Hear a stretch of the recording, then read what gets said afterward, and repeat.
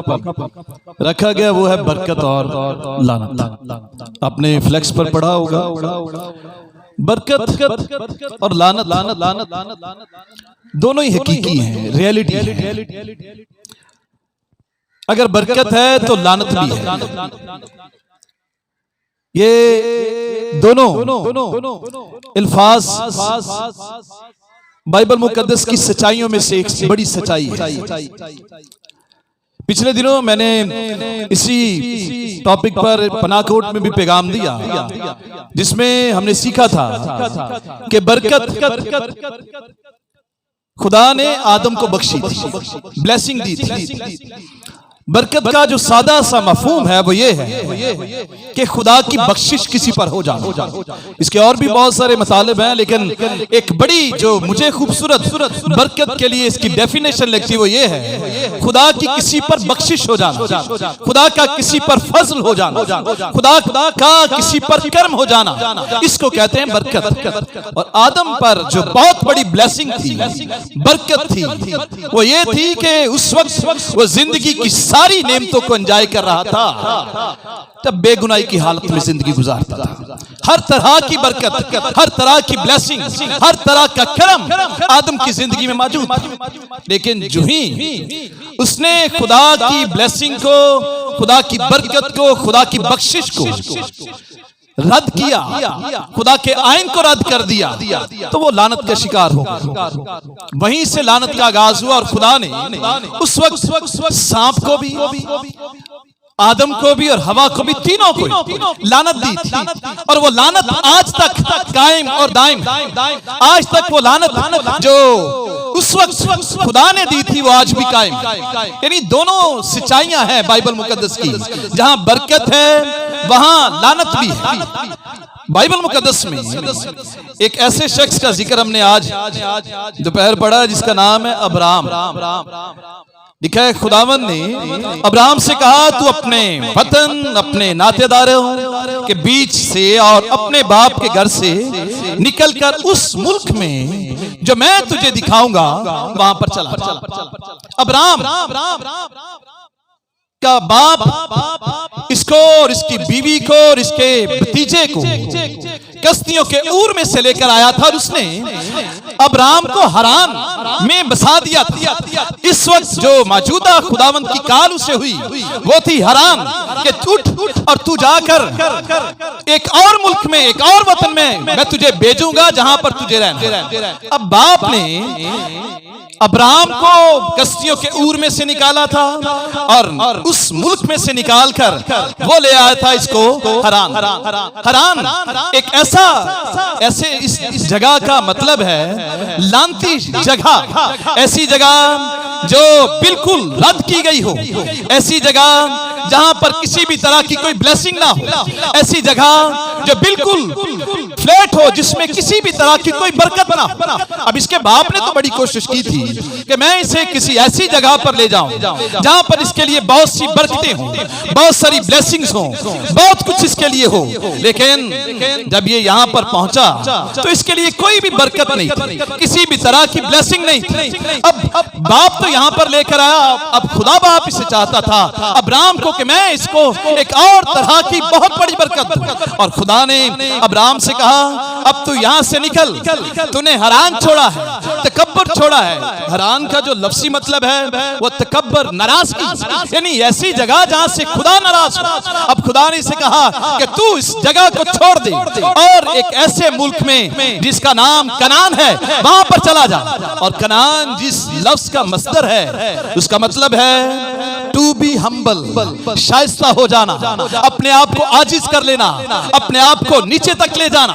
अब ये हरान में था, ऐसी जगह पर था जहां गरूर है, जहां तकब्बुर है, जहां पर किसी तरह की कोई ब्लेसिंग नहीं है। अब खुदा ने इसे कहा, अब्राहम तू यहां से उठ और मैं तुझे एक ऐसी जगह पर लेकर जाऊंगा जो कनान है। कनान से मुराद वो जगह जहां पर बिल्कुल शाइस्तगी है, वो जगह जहां पर तुम्हें ऊपर से नीचे की तरफ आना पड़ेगा। तू हरान रहता है, लेकिन बरकत के लिए जरूरी है कि तू हरान को छोड़कर कनान में चला जा, नीचे की तरफ चला जा, ताकि नीचे तेरा जाना तेरे लिए, तेरी नस्ल के लिए बरकत का, खुशहाली का, शादमानी का सबब बन जाए। बरकत के लिए आज भी जो सबसे पहली बात जरूरी है वो ये है कि हमें उस जगह को छोड़कर नीचे की तरफ जाना है जहां हमारी जिंदगियों में तकब्बुर है, जहां हमारी जिंदगियों में नाराजगी है, जहां हमारी जिंदगियों में सिर्फ और सिर्फ अपनापन है, जहां हमारी जिंदगी में तकब्बुर होगा, जहां हमारी जिंदगियों में नाराजगी होगी, जहां हमारी जिंदगियों में सिर्फ अपनाप होगा, वहां कोई ब्लेसिंग नहीं है। यहाँ जगह है हरान। खुदा चाहता है हरान से तू अपने आप को उस जगह पर ले जा जहां पर सिर्फ और सिर्फ तेरे लिए ब्लेसिंग्स हैं, और सिर्फ तेरे लिए नहीं बल्कि लिखा है मैं तुझे एक बड़ी कौम बनाऊंगा। क्या बनाऊंगा? तुझे एक बड़ी कौम बनाऊंगा, एक बड़ी कौम बनाऊंगा और तुझे बरकत दूंगा, तेरा नाम सरफराज करूंगा, सो तू बाइसे बरकत हो। क्या कर? सो तू बाइसे बरकत हो। अब इसको जब ये काल हुई तो इसने ये तीनों काम किए। इसने पहले नंबर पर क्या किया? इसने अपने नातादारों को छोड़ा, इसने छोड़ा अपने बाप के घर को, इसने छोड़ दिया वो मुल्क जहां पर ये रहता था। ये तीनों ही काम किसी भी शख्स के लिए बहुत ही मुश्किल। अगर कुछ चाहे कि किसी शख्स को कहा जाए कि तो अपने माँ बाप को छोड़ दे, इंतहाई मुश्किल काम है। अगर किसी को कहा जाए कि तो अपने रिश्तेदारों को छोड़ दे, इंतहाई मुश्किल काम है। अगर तू कहे कि तू अपने मुल्क को छोड़ दे, इंतहाई मुश्किल काम। और खुदा ने अब्राहम को ऐसी असाइनमेंट दी कि तूने ये तीनों काम करने, तूने अपने बाप के घर को भी छोड़ना है, तूने अपने नातादारों को भी छोड़ना है, और तूने इस मुल्क को भी छोड़ देना। इंतहाई मुश्किल काम। आप कभी किसी अपने अजीज को एयरपोर्ट पर छोड़ने के लिए जाएं तो तब आप देखेंगे, अंदाजा आपको होगा कि इस मुल्क को छोड़ना कितना मुश्किल, किस कदर मुश्किल है आपको अपने अजीजों से जुदा होना। बेइख्तियार कई बार आप चिल्ला उठते हैं, रो उठते हैं, आपका रोना रुकता नहीं, आप रोना शुरू कर देते हैं जो ही आप अपने किसी अजीज को इस मुल्क से अलविदा करते हैं। मैं चंद दिनों के लिए इस मुल्क से बाहर गया, मेरी बेटी से पता ही था कि चंद दिनों के बाद इसने आना है, लेकिन उसके बावजूद भी ये जो ही मुझे मिली तो मिलते सार इसने रोना शुरू कर दिया, बेइख्तियार हो गई।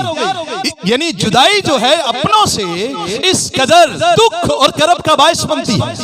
और यहाँ खुदा ने से कहा कि तू क्या कर, अपने सारे नातादारों को, सारे रिश्तेदारों को, अपने बाप को छोड़कर उस जगह चला जा जहां पर मैं तुझे ले जाऊंगा, और मैं तुझे सरफराज करूंगा, मैं तुझे क्या दूंगा? बरकत दूंगा। आप अगली आयत में पढ़ें, अब ये शख्स जब मुल्क कनान में आया तो कनान जब इसे बरकत मिल गई, कनान वो प्लेस जहां पर खुदा ने से कहा था कि मैं तुझे वहां पर ले जाऊंगा, जब वहां पर पहुंचा तो 7वीं आयत में लिखा है खुदा ने से कहा यही मुल्क मैं तेरी नस्ल को दूंगा। और उसने वहां खुदावंद के लिए जो उसे दिखाई दिया एक कुर्बानगाह बनाई। क्या बनाई उसने? कुर्बानगाह बनाई। बरकत मिल गई, लेकिन बरकत के बाद वो रुका नहीं है। वो जानता था कि बरकत जो है, ब्लेसिंग्स जो है, ये सिर्फ और सिर्फ खुदा की बदौलत।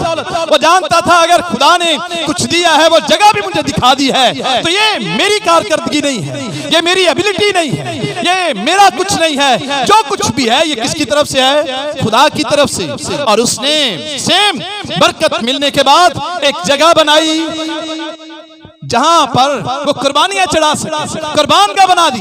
अब कुर्बानगाह से मुराद सिर्फ ये नहीं है कि हम जिस जगह पर कुर्बानी करें वही कुर्बानगाह, बल्कि कुर्बानगाह याद करवाती है, नमूना है ऐसा कि इस मकाम पर खुदावंद ने हमें ब्लेसिंग दी, इस मकाम पर खुदावंद ने हमें ब्लेसिंग्स दी है, बरकत दी है।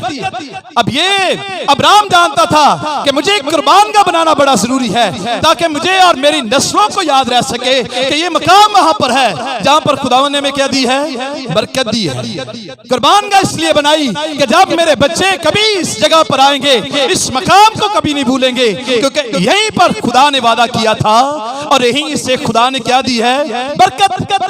बरकत मिल जाए तो बरकत मिलने के बाद जरूरी है कि हम शुक्रगुजारी करें। क्या करें? शुक्रगुजारी मज़बा बना दें, कुर्बान गाह बना दें। जिस तौर पर आज साधु साहब ने और इनके बच्चों ने मुनासिब जाना कि जरूरी है कि हम एक शुक्रगुजारी की इबादत करवाएं, खुदावंद की बख्शिशों का, खुदावंद की रहमतों का, खुदावंद की तमाम उन नादीदनी तमाम की तमाम जो देखी ना देखी बरकतें हैं उनका वो शुक्र अदा कर सके। उसके लिए इन्होंने आज बहुत सारे अजीजों को बुलाया, बहुत सारे पासबानों को बुलाया, इसलिए बुलाया ताकि हम सब मिलकर खुदावंद की इस बरकत का शुक्र अदा कर सके। और ये शुक्रगुजारी इनके घराने की तरफ से है, ये शुक्रगुजारी इनके खानदान की तरफ से है। याद रखें, जब बरकत मिलती है तो बरकत के लिए जरूरी है कि आप क्या करें, खुदावंद की शुक्रगुजारी करें।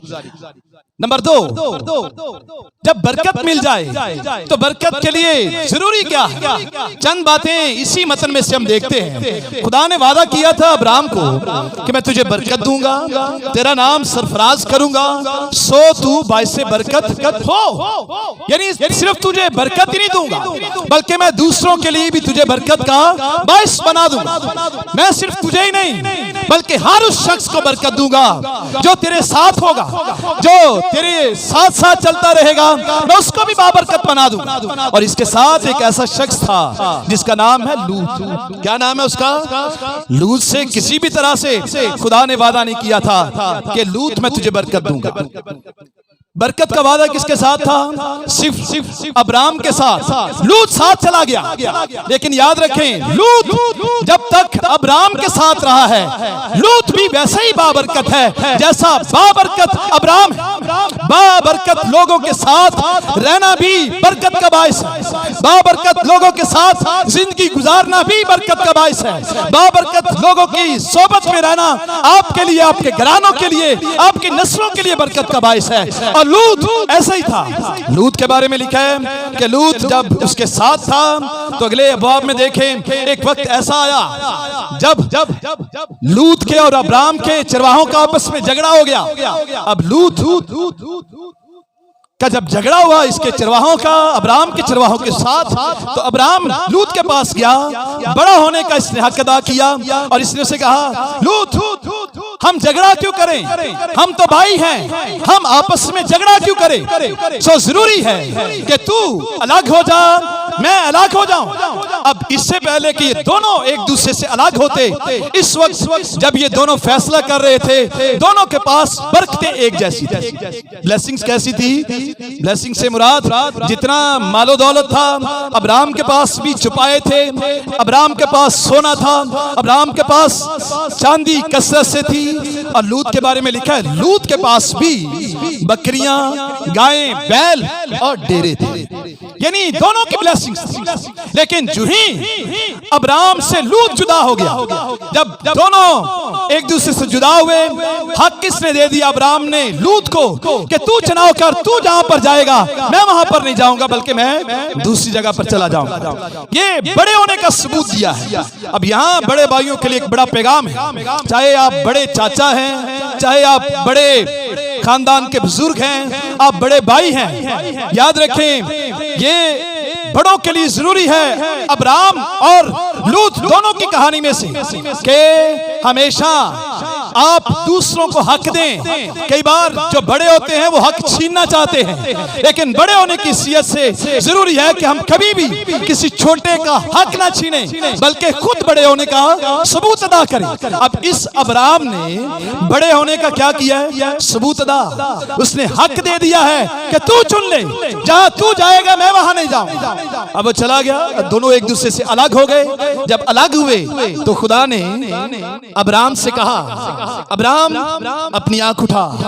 क्या कर? अपनी आंख उठा, मशरिक देख, मगरिब देख, शिमाल देख, जनूब देख और अपनी नजर दौड़ा। जहां तू खड़ा है चारों तरफ देख ले।